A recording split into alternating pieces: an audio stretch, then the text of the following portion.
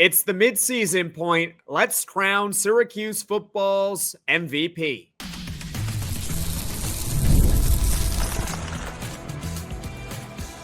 You are Locked On Syracuse, your daily podcast on the Syracuse Orange. Part of the Locked On Podcast Network, your team every day. Hello, everyone, and welcome into Locked On Syracuse. I'm Jackson Holzer. Thank you for making us your first listen of every single day here on the Locked On Podcast Network, your team every day. And of course, we're always free and available wherever you get your podcasts. And on this week's Poll Friday, I asked you all the question, who is your Syracuse football midseason MVP? The Orange currently sitting at 3-3, headed into their first bye week of the 2025 season. So I figured we could crown the midseason MVP this Friday. And let's get right into it. The choices in alphabetical order. Steve Angeli, quarterback of Syracuse football for the first 4 games before suffering, unfortunately, a season-ending injury against Clemson. So he's option number 1. But you also got Antoine DesLauriers, a true freshman linebacker. He's going to be a stud, if he's not already a stud. Demetres Samuel Jr., a true freshman corner. Same thing applies to what I just said about Antoine DesLauriers. He's already a stud, and hopefully he can continue to be a stud for Syracuse. And then other. Perhaps I'm leaving someone out. There are many different candidates you can go through. So, hey, feel free to comment in the comment section below. Who is your midseason MVP at this point, especially if it's not Steve Angeli, Antoine DesLauriers, or Demetres Samuel, in your opinion. But let's get into the results here. Over 250 votes on this week's Poll Friday, and the winner, and it was not particularly close, and I predicted in my head that this was going to happen before looking at the results. Steve Angeli won the vote by a wide margin. He is your MVP, according to you guys that voted on this week's Poll Friday for Syracuse football mid-season. Then Antoine DesLauriers gets the silver medal, followed by the bronze medal going to Demetres Samuel, and then other coming in fourth, which, hey, I got to give myself a pat on the back here. That means I think I picked out the 3 right players to stand out on this week's poll. Sometimes I'm not perfect and I don't get the exact choices right. Looks like I got them right this week. It's sad because I agree with the majority of you that voted that Steve Angeli is the midseason MVP of Syracuse football. And no, I'm not sad that Steve Angeli himself won the award. He is certainly deserving of the award of midseason MVP. It's just because he suffered the season-ending injury in week 4 against Clemson. He was playing terrific up until that point. Obviously, Syracuse went on to win that game for him. But you just have to think about what could have been if Steve Angeli had been healthy for Syracuse. I do believe that Syracuse would have knocked off SMU last week with a healthy Steve Angeli. And I also think that I don't know if Steve Angeli would have beaten Duke, but they certainly would have been a lot more competitive in that game had they had Steve Angeli. For example, I don't know if he throws that first quarter interception on the first drive that Ricky Collins did.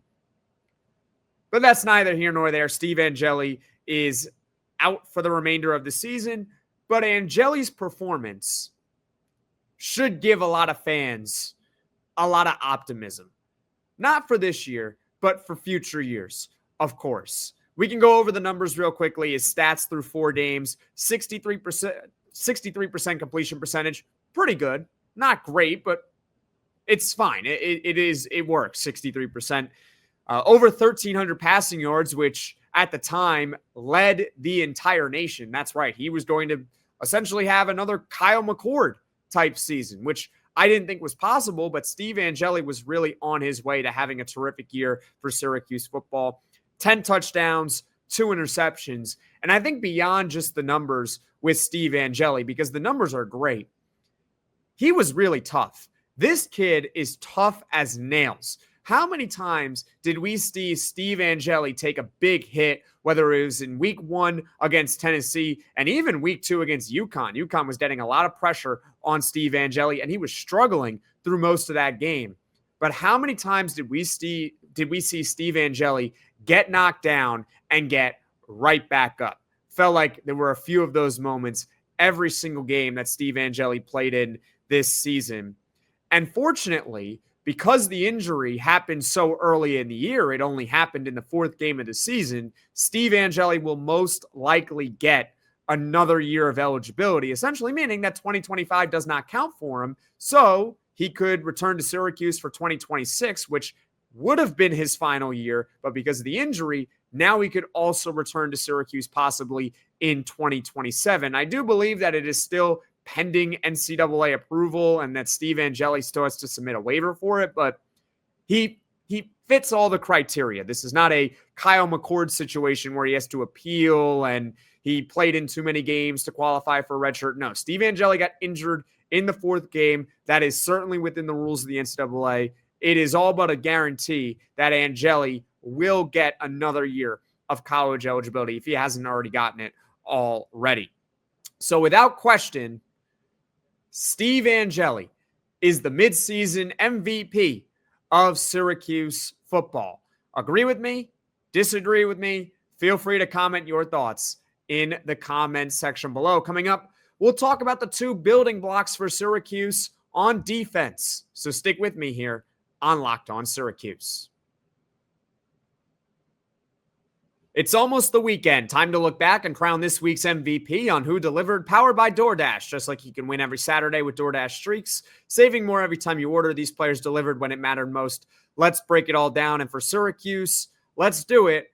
It's not easy because Syracuse is coming off back-to-back losses, but I go check the box score and hey, let's give it to Jonte Cook, who had 7 catches for 82 yards against SMU. He certainly delivered for Syracuse. And just like Jonte Cook delivered for Syracuse, DoorDash delivers your Saturdays with DoorDash Streaks. You save every Saturday you order, stack it up all season, and you could save up to $250, including $100 in DoorDash credits. Order this Saturday, keep the streak alive. Fuel your game day only with DoorDash. Terms apply.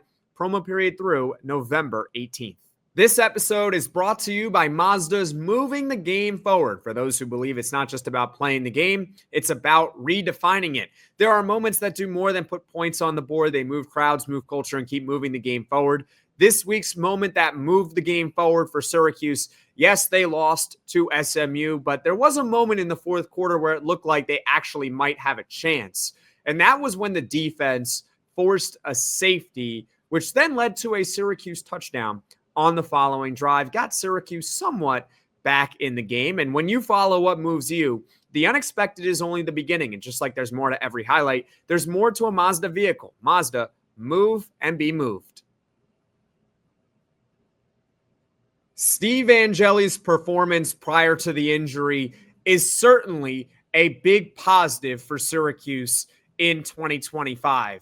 But also for Syracuse, they have two more bright spots on the other side of the ball. Two young guys that this team can certainly build around for years to come. And of course, I am talking about true freshman linebacker Antoine DesLauriers and true freshman corner Demetres Samuel, who can also play a little bit of wide receiver as well. He is, in fact, a two-way player for Syracuse.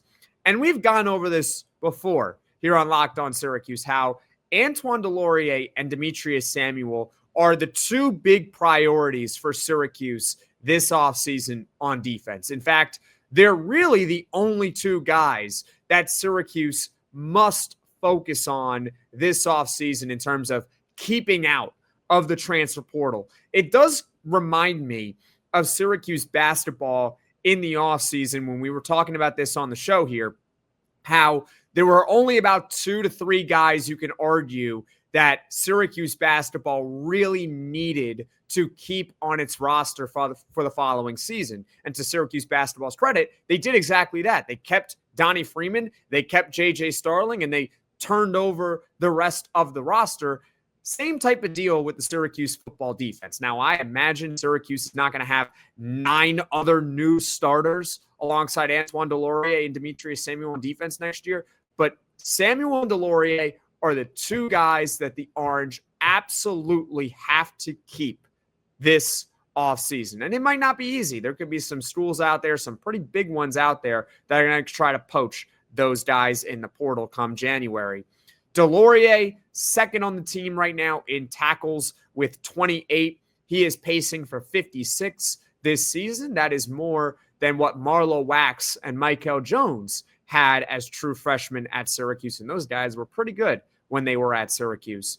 And Samuel is tied for the nation lead with 8 passes defended this season. So no matter what happens the rest of the year, Syracuse football at this point, they're probably not going to make a bowl in 2025. It's unfortunate. They might have been able to contend in the ACC had Steve Angeli been healthy the whole year. But at this point, if Ricky Collins doesn't turn it around and they make a change and maybe Luke Carney, he can't lead them to a bowl, it's very unlikely that Syracuse in 2025 will make a bowl. But there are 3 positive takeaways from this season. Steve Angeli is a really good quarterback. Demetres Samuel is a building block on defense at corner, and so is Antoine DesLauriers at linebacker for Syracuse. Those 3 guys give Syracuse plenty of hope and plenty of optimism, not just for 2025, of course, but for 2026 and beyond.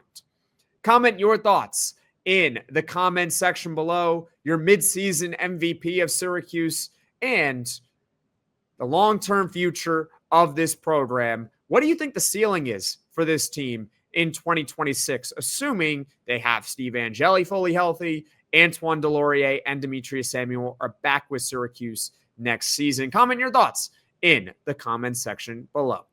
As far as what's coming up on this podcast here in the near future, so it is the bye week.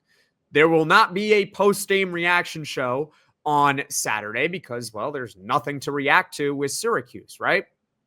But on Sunday, I am hoping to get on Locked On recruiting expert Brian Smith because Syracuse football is making more waves on the recruiting trail. I don't know if you guys caught this online, but I did tweet it at LO_Syracuse. So I reposted a graphic up there for those that missed it. The Orange are hosting a special visitor for the Syracuse Pitt game. I am talking about 2027 elite wide receiver Khalil Taylor, who just decommitted from Penn State.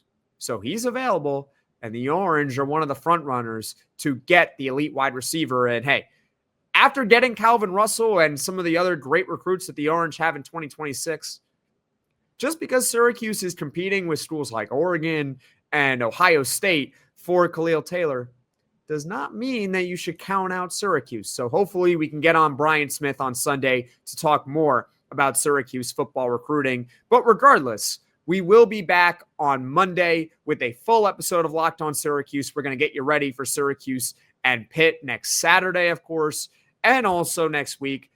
Might sprinkle in 1 or 2 Syracuse basketball episodes as well because the season for them is less than a month away. In fact, exhibition games are at the end of the month. So that's what's coming up on Locked On Syracuse in the near future. Folks, thank you all so much for watching. Thank you all so much for listening. If you like this podcast, be sure to hit that like button. If you really enjoy the podcast, be sure to hit subscribe. Tell all your friends about Locked On Syracuse, and I'll see you all again soon.